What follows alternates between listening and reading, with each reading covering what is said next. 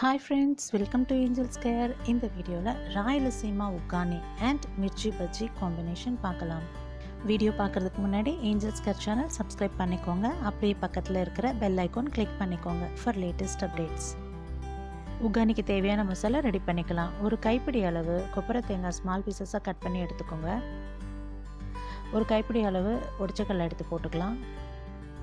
ஒரு spoon chilli powder, தேவையான salt add பண்ணிவிட்டு நல்லா மிக்ஸி ஜாரில் பவுடராக அரைச்சி வச்சுக்கோங்க. அதில் மறுபடியும் 3 பெரிய பல்லு பூண்டு போட்டு மறுபடியும் பவுடர் பண்ணி வச்சுக்கலாம். இப்போ பஜ்ஜிக்கு பஜ்ஜி மாவு ரெடி பண்ணிக்கலாம். இன்னொரு பவுலில் 1 கப்பு கடலை மாவு போட்டுக்கோங்க.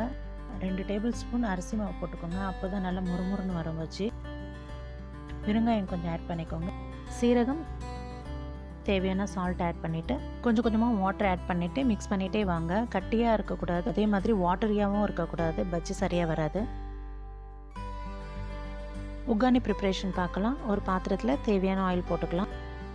அதில் கடுகு, சீரகம், உளுந்து, கடலைப்பருப்பு 1 ஸ்பூன் ஆட் பண்ணிக்கலாம். ஸ்ட்ரெயிட்டாக கட் பண்ணி வச்சுருக்கிற 2 மிளகாய், 2 காஞ்ச மிளகாய், ஸ்ட்ரெயிட்டாக கட் பண்ண ஒரு பெரிய வெங்காயம் போட்டு ஃப்ரை பண்ணிக்கலாம். கொஞ்சம் கருவேப்பிலை ஆட் பண்ணிவிட்டு கொஞ்சம் மஞ்சத்தூள் ஆட் பண்ணிவிட்டு ஆனியன் ஹாஃப் பாயில் போதும், நல்லா டீப்பாக ஃப்ரை பண்ண வேண்டாம். அதில் அப்படியே டொமேட்டோஸ் ஆட் பண்ணிவிட்டு அந்த கிரேவி கொஞ்சம் நேரம் குக் ஆகட்டும். ஸ்டவ் சிம்மில் வச்சுக்கோங்க, அப்போ தான் கிரேவி அடிப்பிடிக்காமல் இருக்கும். உக்கானிக்கு பொரி க்ளீன் பண்ணிக்கலாம். வாட்டரில் பொரி போட்டு நல்லா உள்ளே ப்ரெஸ் பண்ணி எடுத்துக்கோங்க. ஜஸ்ட் 2 மினிட்ஸ் இருந்தால் போதும், இல்லைன்னா ரொம்ப ஊறிடுச்சுன்னா பொரி உங்களுக்கு ட்ரையாக வராது, உக்கானி நல்லா டேஸ்ட்டாக இருக்காது. இந்த மாதிரி நல்லா ட்ரையாக ப்ரெஸ் பண்ணி எடுத்துக்கோங்க. எல்லா பொரியும்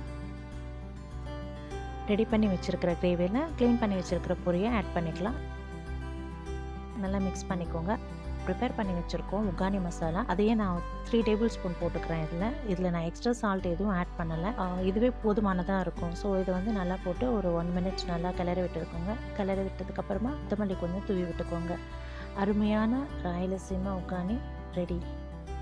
இன்னொரு கடாயில் தேவையான ஆயில் போட்டுக்கோங்க. பஜ்ஜி ஃப்ரை பண்ணுறதுக்காக பஜ்ஜி மிளகாய் சென்டரில் கீறி வச்சுக்கோங்க. ஆல்ரெடி ப்ரிப்பேர் பண்ணி வச்சுருக்கிற பஜ்ஜி மாவில் மிளகாயை போட்டு எடுத்துகிட்டு பஜ்ஜி ரெடி பண்ணிக்கோங்க. நல்லா கோல்டன் ப்ரௌனாக ஆன பிறகு எடுத்து பரிமாறுங்க. ராயலசீமாவில் ரொம்பவே ஃபேமஸான டிஷ் இந்த உக்கானி. ஹோட்டல்ஸ், ஃபங்க்ஷன்ஸ் அண்டு எந்த விசேஷத்துலேயுமே இந்த உக்கானி வந்து கண்டிப்பாக இருக்குங்க. ஸோ நீங்களும் ட்ரை பண்ணுங்கள். சாப்பிட்டு எனக்கு கமெண்ட் செக்ஷனில் தெரியப்படுத்துங்க.